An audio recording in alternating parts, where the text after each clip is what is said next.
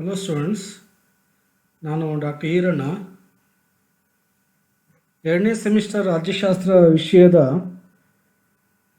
ರಾಜಕೀಯ ಸಿದ್ಧಾಂತದ ಅರ್ಥೈಸುವಿಕೆ, ಇದರ 2ನೇ ಸೆಷನ್ನ topic scope of political theory, ರಾಜಕೀಯ ಸಿದ್ಧಾಂತದ ವ್ಯಾಪ್ತಿ. ಈ ವಿಷಯದ ಬಗ್ಗೆ ನಾವು ಅಧ್ಯಯನವನ್ನು ಮಾಡೋಣ. Today let us discuss about the scope of political theory. This is the political science second sem paper, understanding political theory. ಸಾಮಾನ್ಯವಾಗಿ ನಿಮಗೆ ಪರೀಕ್ಷಾ ದೃಷ್ಟಿಯಿಂದ ಆಲೋಚನೆ ಮಾಡಿದಾಗ ಇದನ್ನು ನಿಮಗೆ 10 ಮಾರ್ಕ್ಸ್ಗೆ ಕೇಳುವಂಥ ಸಾಧ್ಯತೆ ಇರ್ತದೆ. ಕಳೆದ ಪ್ರಶ್ನೆ ಪತ್ರಿಕೆಗಳಲ್ಲಿ ಇದನ್ನು 10 ಮಾರ್ಕ್ಸ್ಗೆ ಕೇಳುವಂಥ ಉದಾಹರಣೆಗಳು ಕೂಡ ಇದ್ದಾವೆ.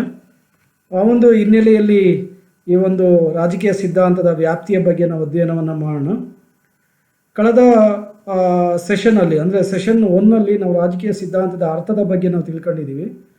ರಾಜಕೀಯ ಸಿದ್ಧಾಂತ ಅಂದರೆ ರಾಜ್ಯಶಾಸ್ತ್ರದ ವಿಷಯಗಳಿಗೆ ಸಂಬಂಧಿಸಿದಂತೆ ಚಿಂತಕರು ಏನು ಅಭಿಪ್ರಾಯವನ್ನು ವ್ಯಕ್ತಪಡಿಸ್ತಾರೆ ಅದರ ಒಂದು ಚಿಂತನೆಯನ್ನೇ ನಾವು ರಾಜಕೀಯ ಸಿದ್ಧಾಂತ ಅಂತ ಕರಿಬೋದು.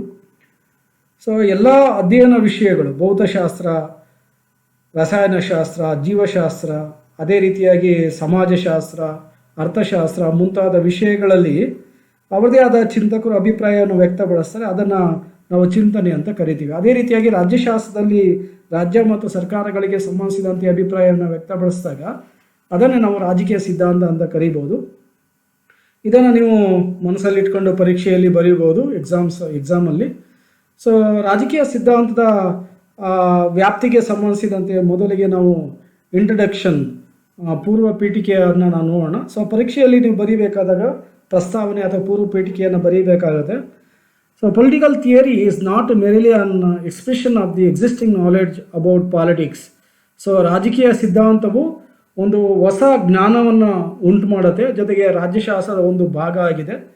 ಸೊ ರಾಜ್ಯಶಾಸ್ತ್ರ ಅಂತಂದಾಗ ರಾಜ್ಯಶಾಸ್ತ್ರದಲ್ಲಿರುವಂಥ ವಿಷಯಗಳಾದಂತಹ ರಾಜ್ಯ, ಸರ್ಕಾರ, ಹಕ್ಕು, ಸ್ವಾತಂತ್ರ್ಯ, ಸಮಾನತೆ, ಆರ್ಥಿಕತೆ, ಆಮೇಲೆ ಜಾತ್ಯತೀತತೆ, ಜನರ ಆರೋಗ್ಯ, ವಸತಿ, ಶಿಕ್ಷಣ, ಆಮೇಲೆ ನೈರ್ಮಲ್ಯ, ಜೊತೆಗೆ ರಾಯಭಾರತ್ವ, ಅಂತಾರಾಷ್ಟ್ರೀಯ ಸಂಬಂಧಗಳು, ಅಂತಾರಾಷ್ಟ್ರೀಯ ಸಂಘಟನೆಗಳು, ಸಾರ್ಕ್ ಮತ್ತು ವಿಶ್ವಸಂಸ್ಥೆ, ಶಸ್ತ್ರೀಕರಣ, ನಿಶಸ್ತ್ರೀಕರಣ, ಸಾಮೂಹಿಕ ಭದ್ರತೆ, ಸಾರ್ವಜನಿಕ ಆಡಳಿತ ಅಂದರೆ ಅದರಲ್ಲಿರುವಂತಹ ಸಂಘಟನೆ, ನಿರ್ವಹಣೆ, ನಾಯಕತ್ವ ಮುಂತಾದ ವಿಷಯಗಳಿಗೆ ಸಂಬಂಧಿಸಿದಂತೆ ಚಿಂತಕರು ಏನು ತಮ್ಮ ಅಭಿಪ್ರಾಯವನ್ನು ವ್ಯಕ್ತಪಡಿಸ್ತಾರೆ ಅದನ್ನು ನಾವು ರಾಜಕೀಯ ಸಿದ್ಧಾಂತ ಅಂತ ಕರೀಬೋದು. ಸೊ ಇದರ ವ್ಯಾಪ್ತಿ ಅಂದರೆ ರಾಜಕೀಯ ಸಿದ್ಧಾಂತ ಯಾವ ಯಾವ ವಿಷಯಗಳನ್ನು ಅಧ್ಯಯನ ಮಾಡ್ತದೆ ಅನ್ನುವ ವಿಷಯಕ್ಕೆ ಸಂಬಂಧಿಸಿದಂತೆ ನಾವು ನಿರ್ದಿಷ್ಟವಾಗಿ ಇಂಥ ವಿಷಯಗಳ ಬಗ್ಗೆ ಅಧ್ಯಯನ ಮಾಡುತ್ತೆ ಅಂತ ಹೇಳೋಕ್ಕೆ ಸಾಧ್ಯ ಇಲ್ಲ. ಸೊ ಏನೇನು ರಾಜ್ಯಶಾಸ್ತ್ರದ ಚಿಂತಕರು, ಪೊಲಿಟಿಕಲ್ ಥಿಂಕರ್ಸ್ ಯಾವ ಯಾವ ವಿಷಯಗಳಿಗೆ ಸಂಬಂಧಿಸಿದಂತೆ ತಮ್ಮ ಅಭಿಪ್ರಾಯವನ್ನು ವ್ಯಕ್ತಪಡಿಸಿದರೆ ಅವೆಲ್ಲವನ್ನು ಕೂಡ ಅಧ್ಯಯನವನ್ನು ಮಾಡ್ತದೆ.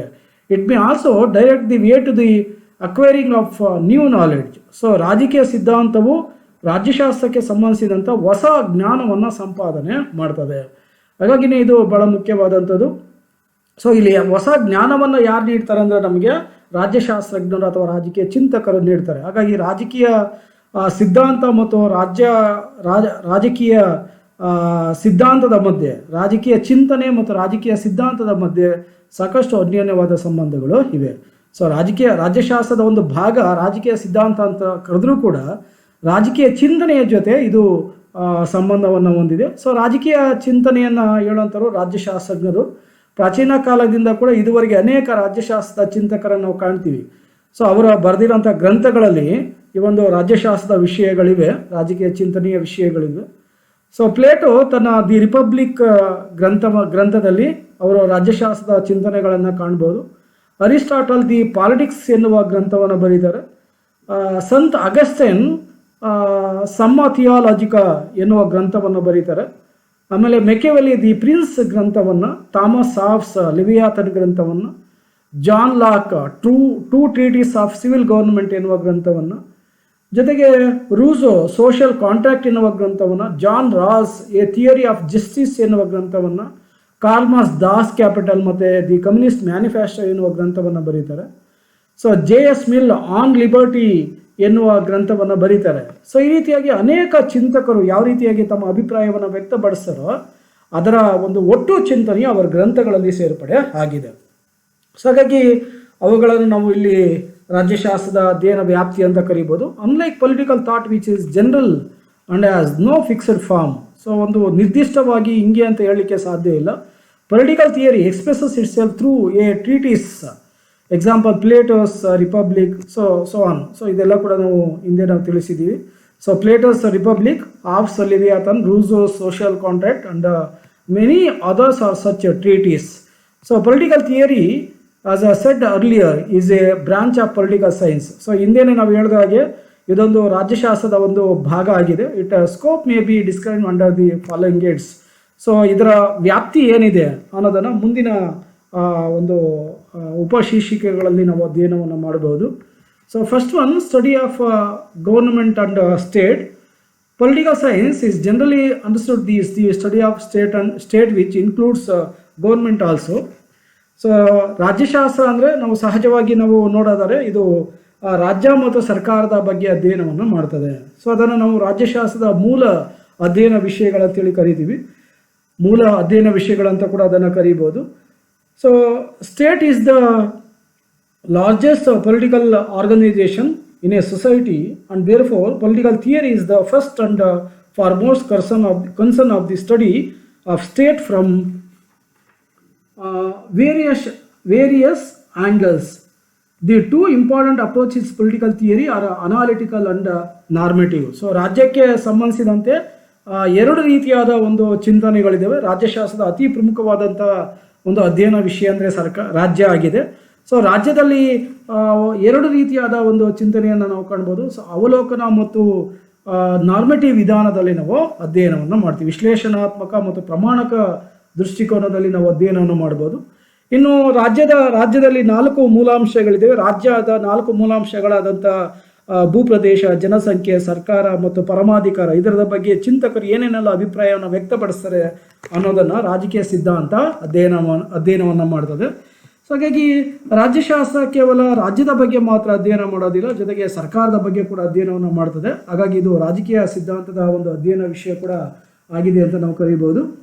ಸೊ ಸರ್ಕಾರ ಅಂದರೆ ವಿವಿಧ ರೀತಿಯಾದ ಸರ್ಕಾರಗಳ ಬಗ್ಗೆ ರಾಜ್ಯಶಾಸ್ತ್ರಜ್ಞರು ತಮ್ಮ ಅಭಿಪ್ರಾಯವನ್ನು ವ್ಯಕ್ತಪಡಿಸ್ತಾರೆ. ಸೊ ಪ್ರಾಚೀನ ಕಾಲದಿಂದ ನಾವು ನೋಡೋದಾದ್ರೆ ಅರಸೊತ್ತಿಗೆ ಇದೆ. ಆಮೇಲೆ ಅದೇ ಕೆಲವು ದೇಶಗಳಲ್ಲಿ ಇವತ್ತು ಕೂಡ ಅರಸೊತ್ತಿಗೆ ನಾವು ಕಾಣ್ತೀವಿ. ಜೊತೆಗೆ ಶ್ರೀಮಂತ ಪ್ರಭುತ್ವ, ಆಮೇಲೆ ನಿರಂಕುಶ ಅಧಿಕಾರ, ಪೊಲೀಸರ ಆಳ್ವಿಕೆ, ಮಿಲಿಟರಿ ಆಳ್ವಿಕೆ, ಪ್ರಜಾಪ್ರಭುತ್ವ, ಈ ರೀತಿಯಾದ ಅನೇಕ ಸರ್ಕಾರ ಪದ್ಧತಿಗಳಿದ್ದಾವೆ. ಈ ಎಲ್ಲ ಸರ್ಕಾರ ಪದ್ಧತಿಗಳಲ್ಲಿ ಯಾವುದು ಮುಖ್ಯವಾದದ್ದು ಅನ್ನೋದನ್ನು ರಾಜಕೀಯ ಸಿದ್ಧಾಂತ ನಮಗೆ ತೋರಿಸ್ಕೊಡುತ್ತೆ. ಸೊ ಸರ್ವಾಧಿಕಾರಕ್ಕಿಂತ ಎಷ್ಟೋ ಪ್ರಮುಖವಾದದ್ದು ಯಾವುದು ಅಂದರೆ ಪ್ರಜಾಪ್ರಭುತ್ವ. ಅಂಥ ಪ್ರಜಾಪ್ರಭುತ್ವದ ಕಡೆ ಚಿಂತಕರು ತಮ್ಮ ಅಭಿಪ್ರಾಯವನ್ನು ವ್ಯಕ್ತಪಡಿಸ್ತಾರೆ. ಹಾಗಾಗಿ ಈ ಒಂದು ರಾಜಕೀಯ ಸಿದ್ಧಾಂತ ಯಾವುದ್ರ ಬಗ್ಗೆ ಅಧ್ಯಯನ ಮಾಡ್ತದೆ? ಅದು ರಾಜ್ಯ ಮತ್ತು ಸರ್ಕಾರದ ಬಗ್ಗೆ ಅಧ್ಯಯನವನ್ನು ಮಾಡ್ತದೆ. ಸೊ ಹಾಗಾಗಿ ಇದು ಮೊದಲ ಒಂದು ವ್ಯಾಪ್ತಿ. ಎರಡನೇದು ಸ್ಟಡಿ ಆಫ್ ಪವರ್. ಸೊ ಅಧಿಕಾರದ ಅಧ್ಯಯನ. ಸೊ ರಾಜಕೀಯ ಸಿದ್ಧಾಂತವು ಯಾವುದನ್ನು ಅಧ್ಯಯನ ಮಾಡ್ತದೆ? Power is a very important concept of politics which was the original nomenclature of political science. Struggle for power is the main pursuit of political parties. Further, power is the main distinguishing characteristics of the state. So, ಅಧಿಕಾರಕ್ಕಾಗಿ ಹೋರಾಟವು ರಾಜಕೀಯ ಪಕ್ಷಗಳು ಮಾಡ್ತವೆ. ಹಾಗಾಗಿ ರಾಜಕೀಯ ಪಕ್ಷಗಳ ಬಗ್ಗೆ ಇದು ರಾಜಕೀಯ ಸಿದ್ಧಾಂತವು ಅಧ್ಯಯನವನ್ನು ಮಾಡ್ತದೆ. ಜೊತೆಗೆ ರಾಜಕೀಯ ವಿಜ್ಞಾನದ ಅಥವಾ ರಾಜ್ಯಶಾಸ್ತ್ರದ ಮೂಲ ಅಭಿಪ್ರಾಯ ಅಂದರೆ ಅದು ರಾಜಕೀಯ ಆಗಿದೆ. ರಾಜಕೀಯದಲ್ಲಿ ಅಧಿಕಾರವು ಸಹಜವಾಗಿ ಸೇರ್ಪಡೆ ಆಗುತ್ತೆ. ಸೊ ಅಧಿಕಾರ ಅಂತಂದಾಗ ಒಂದು ರಾಜ್ಯದಲ್ಲಿ ಸರ್ಕಾರವನ್ನು ರಚನೆ ಮಾಡಲು ರಾಜಕೀಯ ಪಕ್ಷಗಳು ಏನು ಹೋರಾಟವನ್ನು ನಡೆಸ್ತವೆ ಅದನ್ನು ನಾವು ಅಧಿಕಾರ ಅಂತ ಕರಿಬೋದು. ಸೊ ಇವತ್ತು ರಾಜ್ಯಶಾಸ್ತ್ರ ಅಂದಾಗ ರಾಜ್ಯ ಮತ್ತು ಸರ್ಕಾರದ ಅಧ್ಯಯನ ಅಂತ ನಾವು ಕರಿತೀವಿ. ಅದರ ಜೊತೆಗೆ ಆಧುನಿಕವಾಗಿ ರಾಜ್ಯಶಾಸ್ತ್ರ ಎಂದರೆ ಅಧಿಕಾರದ ಬಗ್ಗೆ ಅಧ್ಯಯನ ಅನ್ನೋ ಒಂದು ಸ್ಥಿತಿ ಪ್ರಸ್ತುತ ತಲುಪಿದೆ. ಸೊ ಅಧಿಕಾರಕ್ಕಾಗಿ ಏನು ನೌಕರರು ಮತ್ತು ಮುಖ್ಯವಾಗಿ ರಾಜಕಾರಣಿಗಳು ಯಾವ್ಯಾವ ರೀತಿಯಾದ ಹೋರಾಟವನ್ನು ಮಾಡ್ತಾರೆ, ಯಾವ ರೀತಿಯಾದ ಒಂದು ಮನೋಭಾವನೆಗಳನ್ನು ಮತ್ತು ಚಿಂತನೆಗಳನ್ನು ಹೊಂದಿದ್ದಾರೆ ಅನ್ನುವುದರ ಬಗ್ಗೆ ಈ ಒಂದು ರಾಜಕೀಯ ಸಿದ್ಧಾಂತದ ವ್ಯಾಪ್ತಿಯು ಒಳಗೊಂಡಿದೆ. As such, political theory is concerned not only with the study of state and government as conceived till the first half of the 20th century. It is also now understood as the study of power. So ಪ್ರಸ್ತುತ ನಾವು ವ್ಯವಸ್ಥೆಯಲ್ಲಿ ನೋಡಿದಾಗ ಕೇವಲ ರಾಜ್ಯ ಮತ್ತು ಸರ್ಕಾರ ಅಲ್ಲ, ಅದು ಅಧಿಕಾರದ ಬಗ್ಗೆ ಕೂಡ ಅಧ್ಯಯನವನ್ನು ಮಾಡ್ತದೆ. ಸೊ ಹಾಗಾಗಿ ಅಧಿಕಾರವನ್ನು ಇದು ತಿಳಿಸುತ್ತೆ. ಸೊ ಅಧಿಕಾರದ ಬಗ್ಗೆ ಅಂತಂದಾಗ ನಾವು ಬಹಳ ಮುಖ್ಯವಾಗಿ ಇವತ್ತಿನ ವ್ಯವಸ್ಥೆಯಲ್ಲಿ ಅಧಿಕಾರ ಶ್ರೇಷ್ಠವಾದ ಸ್ಥಾನವನ್ನು ಅಲಂಕರಿಸಿದೆ ರಾಜಕಾರಣಿಗಳಿಗೆ. So in this references political theory answer the following questions. ಅಧಿಕಾರಕ್ಕೆ ಸಂಬಂಧಿಸಿದಂತೆ ಕೆಲವೊಂದು ಕೆಳಗಿನ ವಿವರಣೆಗಳನ್ನು ಹೇಳುತ್ತೆ. What is the role of power and influence in political system. So ಯಾವ ರೀತಿಯಾಗಿ ರಾಜಕೀಯ ವ್ಯವಸ್ಥೆಯಲ್ಲಿ ಅಧಿಕಾರ ಮತ್ತು ಪ್ರಭಾವ ಇದೆ ಅನ್ನೋದನ್ನು ರಾಜಕೀಯ ಸಿದ್ಧಾಂತ ಅಧ್ಯಯನ ಮಾಡ್ತದೆ. What do political systems have in common and why do they differ from one another. So ರಾಜಕೀಯ ವ್ಯವಸ್ಥೆಗಳು ಸಾಮಾನ್ಯವಾಗಿ ಏನನ್ನು ಹೊಂದಿವೆ ಮತ್ತು ಒಂದಕ್ಕೊಂದು ಏಕೆ ಭಿನ್ನವಾಗಿವೆ ಅನ್ನುವ ಅಧ್ಯಯನವನ್ನು ರಾಜಕೀಯ ಸಿದ್ಧಾಂತ ಮಾಡುತ್ತೆ. What conditions include stability and peace in different political systems. What should be done to avoid conflict and revolution. So ಯಾವ ರೀತಿಯಾಗಿ ಸಂಘರ್ಷ ಮತ್ತು ಕ್ರಾಂತಿಯನ್ನು ತಡೆಗಟ್ಟಬೇಕು ಅನ್ನೋದ್ರ ಬಗ್ಗೆ ರಾಜಕೀಯ ಸಿದ್ಧಾಂತ ಅಧ್ಯಯನವನ್ನು ಮಾಡ್ತದೆ. ಸೊ ಹಾಗಾಗಿನೇ ಶತಮಾನಗಳಿಂದ ಏನೇನು ಸಮಸ್ಯೆಗಳಿದ್ದಾವೆ ಆ ಸಮಸ್ಯೆಗಳನ್ನ ಬಗೆಹರಿಸುವಂಥ ಪ್ರಯತ್ನವನ್ನು ಕೂಡ ರಾಜಕೀಯ ಸಿದ್ಧಾಂತ ಅಧ್ಯಯನದ ಮೂಲಕ ಮಾಡುತ್ತೆ. What are the distinguishing features of political behaviour of men. So ಯಾವ ರೀತಿಯಾಗಿ ಮಾನವ ವಿಶೇಷವಾದ ನಡವಳಿಕೆಯನ್ನು ಹೊಂದಿದ್ದಾನೆ, ರಾಜಕೀಯ ನಡವಳಿಕೆ ಏನಿದೆ ಅನ್ನೋದ್ರ ಬಗ್ಗೆ ಕೂಡ ಅಧ್ಯಯನವನ್ನು ಮಾಡ್ತದೆ. How can different political system by evaluated. So ವಿಭಿನ್ನವಾದ ರಾಜಕೀಯ ವ್ಯವಸ್ಥೆಗಳನ್ನು ಹೇಗೆ ಮೌಲ್ಯಮಾಪನ ಮಾಡ್ಬೋದು ಅನ್ನೋದ್ರ ಬಗ್ಗೆ ಇದು ತಿಳಿಸುತ್ತೆ. ಸೊ ಹಾಗಾಗಿ political theories goes deeper and deeper into the above questions before offering plausible answers to them.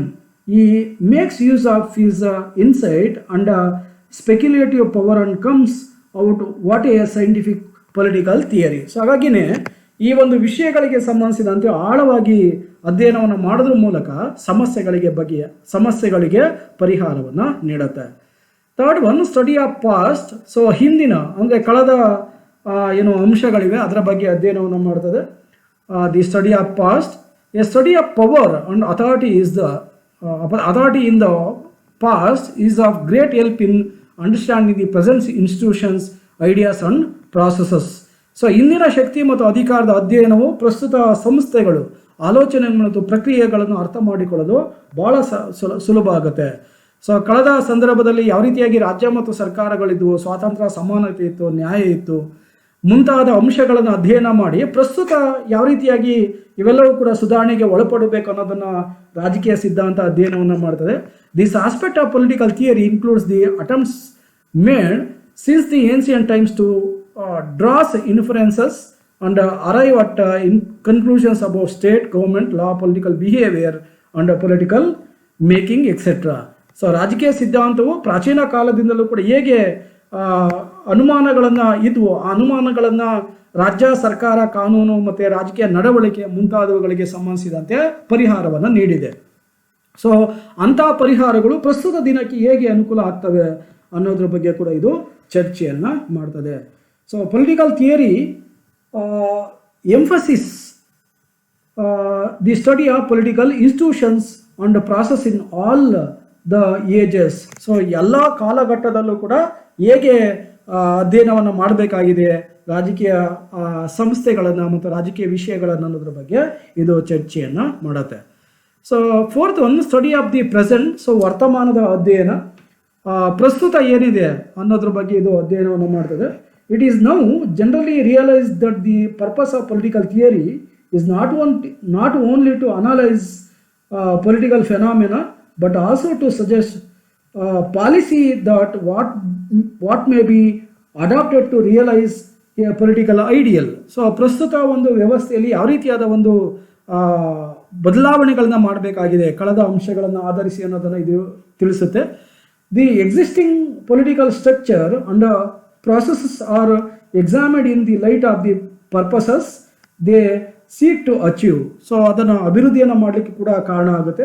So ಹಾಗಾಗಿ this involves the study of the prevailing politics concept like modernisation, political development, political socialisation, political participation, political culture, legitimacy, nationalism, integration, bureaucracy and social change. So ಯಾವ ರೀತಿಯಾಗಿ ಬದಲಾವಣೆಗಳ ಬಗ್ಗೆ ಒಳಪಟ್ಟಿದೆ ಇವುಗಳ ವಿಷಯಕ್ಕೆ ಸಂಬಂಧಿಸಿದಂತೆ ಅನ್ನೋದನ್ನು ಅಧ್ಯಯನ ಮಾಡುತ್ತೆ.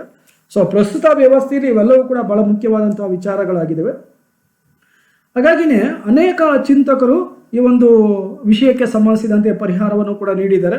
It is study is divided into 2 parts, classical political theory and a modern political theory. Usually the classical political theory refers to the period from 6th century BC to the decline of Roman Empire in the 5th century AD. However, its proponents can be found in a very large number of thinkers beginning to modern age. For example, Rousseau, Kant, Hegel, Green, Bosanquet, H.J. Lasky, Wojciechowski, Leo Strauss, Erich Vogelin, etcetera. So ಈ ರೀತಿಯಾಗಿ ಅನೇಕ ಚಿಂತಕರು ತಮ್ಮ ಅಭಿಪ್ರಾಯವನ್ನು ವ್ಯಕ್ತಪಡಿಸ್ತಾರೆ. So ಕಳೆದ ಒಂದು ಅಂಶಗಳನ್ನು ಆಧರಿಸಿ ಪ್ರಸ್ತುತ ಹೇಗೆ ತೀರ್ಮಾನಗಳನ್ನು ಕೈಗೊಳ್ಳಬೇಕು ಅನ್ನುವ ವಿಷಯಗಳು ಇಲ್ಲಿ ಮುಖ್ಯವಾದ ಪಾತ್ರ ಆಗಿದೆ.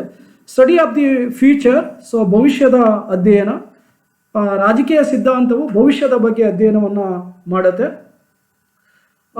ಸೊ ಹಾಗಾಗಿ ರಾಜಕೀಯ ಭವಿಷ್ಯದ ಅಧ್ಯಯನ ಅಂತಂದಾಗ ಸೊ ಯಾವ ರೀತಿಯಾಗಿ ಮುಂದೆ ರಾಜ್ಯಶಾಸ್ತ್ರ ಇರಬೇಕು ಅನ್ನೋದನ್ನು ತಿಳಿಸ್ಕೊಡುತ್ತೆ. It is now generally realise that the purpose of political theory is not only to analyse political phenomena but also to suggest policy that may be adapted to realize a political idea. So ಯಾವ ರೀತಿಯಾಗಿ ಪ್ರಸ್ತುತ ಏನು ಭವಿಷ್ಯವನ್ನು ಕಾಣಬೇಕಾಗಿದೆ ಅನ್ನೋದನ್ನು ನಾವು ನೋಡ್ತೀವಿ. So ರಾಜ್ಯ ಹಿಂದೆ ಹೇಗಿತ್ತು, ರಾಜ್ಯ ಈಗ ಹೇಗಿದೆ, ರಾಜ್ಯ ಮುಂದೆ ಹೇಗಿರಬೇಕು ಅನ್ನುವುದನ್ನು ರಾಜಕೀಯ ಸಿದ್ಧಾಂತ ನಮಗೆ ತಿಳಿಸ್ಕೊಡುತ್ತೆ. ಸೊ ಹಾಗಾಗಿನೇ ರಾಜಕೀಯ ಆದರ್ಶಗಳನ್ನು ಬೆಳೆಸಬೇಕಾದ್ರೆ ಈ ರಾಜಕೀಯ ಚಿಂತಕರ ಅಭಿಪ್ರಾಯಗಳು ಮುಖ್ಯವಾದದ್ದು. The existing political structure and the processes are examined in the light of the purpose they seek to achieve. So ಯಾವ ರೀತಿಯಾಗಿ ರಾಜಕೀಯ ರಚನೆ ಮತ್ತು ಪ್ರಕ್ರಿಯೆಗಳನ್ನು ಸಾಧಿಸಬೇಕಾದ್ರೆ ನಾವು ಯಾವ ರೀತಿಯಾದ ಬೆಳಕನ್ನು ನಾವು ತೊಗೊಂಡೋಗ್ಬೇಕು ಅನ್ನೋದ್ರ ಬಗ್ಗೆ ಇದು ಅಧ್ಯಯನವನ್ನು ಮಾಡ್ತದೆ. ಸೊ ಹಾಗಾಗಿ ಇದು ಭಾಳ ಮುಖ್ಯವಾದಂಥ ಒಂದು ಚಿಂತನೆ ಅಂತ ಕೂಡ ಕರೀಬೋದು. So study of political dynamics, ರಾಜಕೀಯ ಚಲನಶಾಸ್ತ್ರದ ಅಧ್ಯಯನ. Despite the fact that political speculations have gone or more than 2.5,000 years. So 2,400 ವರ್ಷಗಳ ಹಿಂದೆಯಿಂದ ಕೂಡ ಈ ರಾಜಕೀಯ ಒಂದು ಧ್ರುವೀಕರಣ ಏನಿದೆ ಅವುಗಳಿಗೆ ಸಂಬಂಧಿಸಿದಂತೆ ಇರುವಂಥ ಊಹಾಪೋಹಗಳನ್ನು ಇದು ಬದಲಾವಣೆ ಮಾಡಿದೆ. ಸೊ ರಾಜಕೀಯ ಸಿದ್ಧಾಂತದ ವಿಷಯವನ್ನು ಅನೇಕರು ನಿಹಾರಿಕೆ, ಬಹುಶಃ ಸಂಶಯಾಸ್ಪದ ಮತ್ತು ಬಹುಶಃ ವಿವಾದಗಳು ಎಂದು ಪರಿಗಣನೆಯನ್ನು ಮಾಡ್ತಾರೆ. ಸೊ ಆದರೆ ಅದು ಇದೆಲ್ಲ ಕೂಡ ಏನಾಗಿದೆ, ಬದಲಾವಣೆಗೆ ಒಳಪಟ್ಟಿದೆ. The subject matter of political theory is regarded by many as nebulous, probably dubious and possibly disputations. So ಈ ರೀತಿಯಾದ ವಿಚಾರಗಳನ್ನು ಇದು ಒಳಗೊಂಡಿದೆ. ಸೊ ಚಲನೆಗೆ ಒಳಪಟ್ಟಿದೆ. ಸೊ ರಾಜ್ಯಶಾಸ್ತ್ರದ ಎಲ್ಲ ವಿಷಯಗಳು ಕೂಡ ನಿಂತ ನೀರಲ್ಲ, ಬದಲಾವಣೆಗೆ ಒಳಪಟ್ಟಿದ್ದಾವೆ. ಸೊ ಬದಲಾವಣೆಗೆ ಒಳಪಟ್ಟಂಥ ಸಂದರ್ಭದಲ್ಲಿ ಯಾವ ಯಾವ ಕಾಲಘಟ್ಟಗಳಲ್ಲಿ ರಾಜಕೀಯ ಸಿದ್ಧಾಂತಕ್ಕೆ ಸಂಬಂಧಿಸಿದಂತೆ ಏನೇನು ಅಡಚಣೆಗಳು ಬಂದಿದ್ದಾವೆ ಅನ್ನೋದನ್ನು ಕೂಡ ನಾವು ಇಲ್ಲಿ ನೋಡ್ಬೋದು. It still lakhs an accepted mode of thought and an accepted technical vocabulary. So ಇದು ಇನ್ನೂ ಕೂಡ ಸ್ವೀಕೃತ ಚಿಂತನೆ ಮತ್ತು ಅಂಗೀಕೃತ ಶಬ್ದಕೋಶಗಳನ್ನು ಸ್ಪಷ್ಟವಾಗಿ ಹೊಂದಿಲ್ಲ. ಸೊ ರಾಜಕೀಯ ಸಿದ್ಧಾಂತದಲ್ಲಿ ಹೊಸ ಹೊಸ ಆಯಾಮಗಳು ಬಂದಿದ್ದಾವೆ, ಹೊಸ ಹೊಸ ಪರಿಕಲ್ಪನೆಗಳು ಮತ್ತು ಸಿದ್ಧಾಂತಗಳು ಕೂಡ ಸೇರ್ಪಡೆ ಆಗ್ತವೆ. ಸೊ ಹಳೆಯ ಚಿಂತನೆಗಳ ಜಾಗದಲ್ಲಿ ಹೊಸ ಚಿಂತನೆಗಳು ಬಂದಿರೋದನ್ನು ಕಾಣ್ಬೋದು.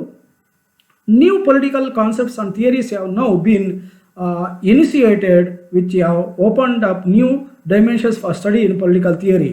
ಸೊ ಹೊಸ ಸಿದ್ಧಾಂತಗಳು ಬಂದಿರೋದ್ರಿಂದ, ಸೊ ಹೊಸ ವ್ಯವಸ್ಥೆಗಳು ಬಂದಿರೋದ್ರಿಂದ, ಸೊ ಆ ಹೊಸ ವ್ಯವಸ್ಥೆಗಳು ಒಂದು ಬದಲಾವಣೆಗೆ ಒಳಪಡ್ತವೆ. ಸೊ ಪ್ಲೇಟೋ ಹೇಳ್ತಾರೆ ಅವರ ಸಿದ್ಧಾಂತದಲ್ಲಿ ಸಮಾಜವನ್ನು 3 ಭಾಗಗಳಾಗಿ ವಿಭಜನೆ ಮಾಡಬೇಕಂತ ಹೇಳ್ತಾರೆ. ಆದರೆ ಪ್ರಸ್ತುತ ವ್ಯವಸ್ಥೆಯಲ್ಲಿ ಆ ರೀತಿಯಾದ 3 ವಿಭಾಗವನ್ನು ಮಾಡಿ ಆದರ್ಶ ರಾಜ್ಯವನ್ನು ಸ್ಥಾಪನೆ ಮಾಡಲಿಕ್ಕೆ ಸಾಧ್ಯ ಇಲ್ಲ. ಸೊ ಹಾಗಾಗಿ ಅದರ ಜಾಗದಲ್ಲಿ ಹೊಸ ಸಿದ್ಧಾಂತಗಳು, ಹೊಸ ಚಿಂತನೆಗಳು ಬಂದಿರೋದನ್ನು ನಾವು ಕಾಣ್ಬೋದು. ಸೊ ಪ್ರಜಾಪ್ರಭುತ್ವಕ್ಕೆ ಸಂಬಂಧಿಸಿದಂತೆ, ಡೆಮಾಕ್ರಸಿಗೆ ಸಂಬಂಧಿಸಿದಂತೆ ಅನೇಕ ಹೊಸ ಚಿಂತನೆಗಳು ಬಂದಿದ್ದಾವೆ. ಸೊ ಹಳೆಯ ಚಿಂತನೆಗಳಲ್ಲಿ ಮುಖ್ಯವಾಗಿ ನೋಡಿದರೆ ಸಾಂಪ್ರದಾಯಿಕ ಪ್ರಜಾಪ್ರಭುತ್ವ ಸಿದ್ಧಾಂತವನ್ನು ಕಾಣ್ತೀವಿ. ಸೊ ಪ್ರಜೆಗಳೇ ಪ್ರಭುಗಳು ಅಂತ ಹೇಳ್ತಾ ಇದ್ವಿ. ಆದರೆ ಇವತ್ತೇನಾಗಿದೆ, ಅದರ ಜಾಗದಲ್ಲಿ ಹೊಸ ಸಿದ್ಧಾಂತಗಳು ಬಂದಿದ್ದಾವೆ. ಸೊ ಗಣ್ಯರ ಪ್ರಜಾಪ್ರಭುತ್ವ ಸಿದ್ಧಾಂತ ಬಂದಿದೆ. ಗಣ್ಯರ ಪ್ರಜಾಪ್ರಭುತ್ವ ಸಿದ್ಧಾಂತದ ಪ್ರಕಾರ ಪ್ರಜೆಗಳಲ್ಲಿ ಕೇವಲ ಮತದಾನ ಮಾಡುವಂಥ ಅಧಿಕಾರ ಇದೆ ಹೊರತು ಎಲ್ಲ ಅಧಿಕಾರವನ್ನು ಜನಪ್ರತಿನಿಧಿಗಳು, ರಾಜಕಾರಣಿ ಚುನಾವಣೆ ಮಾಡ್ತಾರೆ ಅಂತ ಹೇಳ್ತಾರೆ. ಸೊ ಇದನ್ನು ನಾವು ಒಂದು ಬದಲಾವಣೆಗೆ ಒಳಪಡುವಂಥ ಒಂದು ಸಿದ್ಧಾಂತ ಅಂತ ಕೂಡ ಕರೀಬೋದು. ಸೊ ಅನೇಕ ಸಿದ್ಧಾಂತಗಳಿದ್ದಾವೆ. ಸೊ ಏನು ಡಿಸಿಷನ್ ಮೇಕಿಂಗ್ ಥಿಯರಿಯನ್ನು ನಾವು ಕಾಣ್ತೀವಿ, ನಿರ್ಧಾರ ಕೈಗೊಳ್ಳುವಂಥ ಸಿದ್ಧಾಂತವನ್ನು ನಾವು ಕಾಣ್ತೀವಿ. ಆಮೇಲೆ ಕಮ್ಯುನಿಕೇಷನ್ ಥಿಯರಿನ ನಾವು ಕಾಣ್ತೀವಿ, ಸಂವಹನ ಸಿದ್ಧಾಂತ ಕಾಣ್ತೀವಿ, ಜೊತೆಗೆ ಕ್ರೀಡಾ ಸಿದ್ಧಾಂತ. ಸೊ ಇವೆಲ್ಲವೂ ಕೂಡ ಆಧುನಿಕವಾಗಿ ಬಂದಿರುವಂಥ ಸಿದ್ಧಾಂತ. ಸೊ ಕ್ರೀಡಾ ಸಿದ್ಧಾಂತದಲ್ಲಿ ಅಂತಾರಾಷ್ಟ್ರೀಯ ಸಂಬಂಧಕ್ಕೆ ಸಂಬಂಧಿಸಿದಂತೆ ಚರ್ಚೆಯನ್ನು ಮಾಡಬೇಕಾದಾಗ ಎಲ್ಲ ರಾಜ್ಯಗಳು ಕೂಡ ಏನೋ ಒಂದು ರೀತಿಯಾಗಿ ಕ್ರೀಡೆಯ ರೀತಿಯಾಗಿ ತಮ್ಮ ಆಟಗಳನ್ನು ಆಡ್ತವೆ ಅನ್ನೋದನ್ನು ವ್ಯಕ್ತಪಡಿಸ್ತಾರೆ. ಸೊ ಕ್ರೀಡೆಯಲ್ಲಿ ಹೇಗೆ ಮೋಸ ಇರ್ತದೆ ಅದೇ ರೀತಿಯಾಗಿ ಅಂತಾರಾಷ್ಟ್ರೀಯ ಸಂಬಂಧದಲ್ಲೂ ಕೂಡ ರಾಜ್ಯ ಮತ್ತು ರಾಜ್ಯಗಳ ಸಂಬಂಧಕ್ಕೆ ಸಂಬಂಧಿಸಿದಂತೆ ಮೋಸ ಇರ್ತದೆ ಅನ್ನೋದನ್ನು ಈ ಚಿಂತನಾಕಾರರು ವ್ಯಕ್ತಪಡಿಸ್ತಾರೆ.